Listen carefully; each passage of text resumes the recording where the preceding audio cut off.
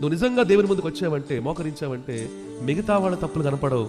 మనం ఏంటో, మన స్థితి అట్ ప్రెసెంట్ దేవుని ముందుకు ఎలా ఉందో అది అర్థమవుతుంది. ఎప్పుడు దేవుని దగ్గరికి వచ్చినా ఇదే ఇండికేషన్. వాళ్ళ లోపాలు వీళ్ళ లోపాలు కాదు, నా లోపాలు నేను ఒప్పుకోవాలి.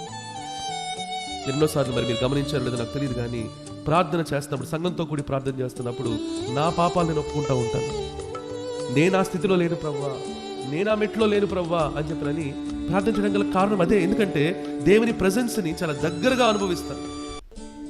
ప్రియ సహోదరి, అది నువ్వు ఇంట్లో కావచ్చు, మందిరంలో కావచ్చు, ఎక్కడున్నా సరే యథార్థముగా దేవుడు ఉన్నాడు, దేవుడు వింటున్నాడు అనే విషయం నీకు అర్థమైనప్పుడు నువ్వు చెప్తావు ప్రభుతోటి, ప్రభువా నా స్థితిని అయ్యా, ప్రభువా నేను పాపిని, ఇక్కడి నుంచి వెళ్ళిపోండి అయ్యా అంటున్నాడు. కారణము ప్రభువుని వ్యక్తిగతంగా తెలుసుకున్నాడు పేతురు.